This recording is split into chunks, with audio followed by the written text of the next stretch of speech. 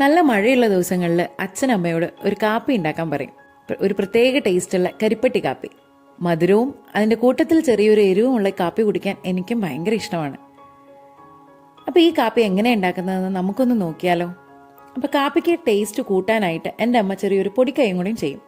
കാപ്പി ഗ്ലാസ്സിൽ എടുത്തു കഴിഞ്ഞിട്ടാണ് അത് ചെയ്യുന്നത്. അതുകൊണ്ട് തന്നെ നിങ്ങൾ ഈ വീഡിയോ മുഴുവനായിട്ട് കാണാൻ മറക്കരുതേ. അപ്പോൾ വളരെ എളുപ്പത്തിൽ ഉണ്ടാക്കാവുന്ന ഈ കാപ്പിക്കായിട്ട് ഞാനിവിടെ ഒരു 1/4 ടീസ്പൂൺ കുരുമുളകും 2 ഏലക്കയും ഒന്ന് ചതച്ചെടുക്കാൻ പോവുകയാണ്.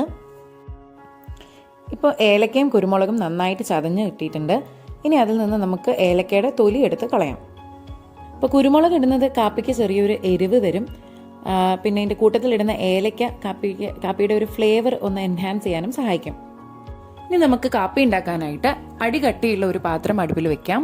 അതിലേക്ക് ഒരു 4 ഗ്ലാസ് വെള്ളവും ചേർത്ത് കൊടുക്കാം. ഇനി നമുക്ക് വെള്ളം ചെറുതായിട്ടൊന്ന് ചൂടായി വരുമ്പോഴത്തേക്കും അതിലേക്ക് എടുത്തു വെച്ചിട്ടുള്ള പാം ജാഗരി കരിപ്പട്ടി ചേർത്ത് കൊടുക്കാം. അപ്പം ഞാനിവിടെ എടുത്തേക്കുന്നത് ഒരു ഉണ്ട കരിപ്പട്ടിയാണ്. അപ്പം അതിനെ ഒന്ന് ഉടച്ച് 3 കഷ്ണങ്ങളാക്കി വെച്ചിരിക്കുന്നേ ഉള്ളൂ.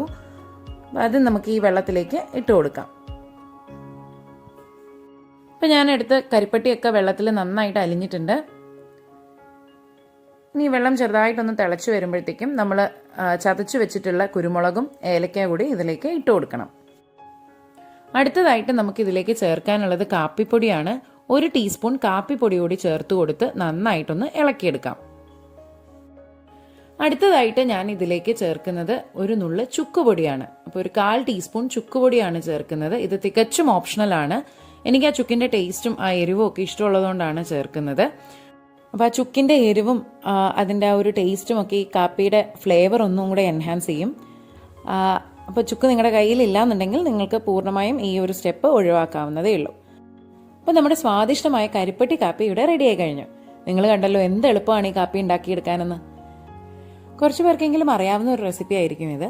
അറിയാത്തവർ എന്തായാലും ഈ റെസിപ്പി ഒന്ന് ട്രൈ ചെയ്ത് നോക്കണേ. ഇപ്പോൾ കരിപ്പട്ടി കാപ്പിക്ക് ടേസ്റ്റ് കൂട്ടാൻ വേണ്ടിയിട്ട് എൻ്റെ അമ്മ ഉപയോഗിക്കുന്ന ഒരു ട്രിക്ക് കൂടി ഞാൻ നിങ്ങൾക്ക് പറഞ്ഞു തരാം. നല്ല ചൂട് കാപ്പി ഗ്ലാസ്സിലേക്ക് ഒഴിച്ചിട്ട് അതിലേക്ക് 1 ടേബിൾ സ്പൂൺ നല്ല നെയ്യ് കൂടി ചേർക്കണം. അപ്പോൾ ഇത് കാപ്പിക്ക് ഒരു പ്രത്യേക ടേസ്റ്റ് തരും. മാത്രമല്ല അത് ശരീരത്തിന് ഒരുപാട് നല്ലതുമാണ്. അപ്പോൾ ഈ റെസിപ്പി ഇഷ്ടപ്പെട്ടെങ്കിൽ ഈ വീഡിയോ ഒന്ന് ലൈക്ക് ചെയ്യാനും കമൻറ്റ് ചെയ്യാനും അതുപോലെ തന്നെ നിങ്ങളുടെ ഫ്രണ്ട്സിനും ഫാമിലിക്കൊക്കെ ഒന്ന് ഷെയർ ചെയ്ത് കൊടുക്കാനും മടിക്കരുതേ.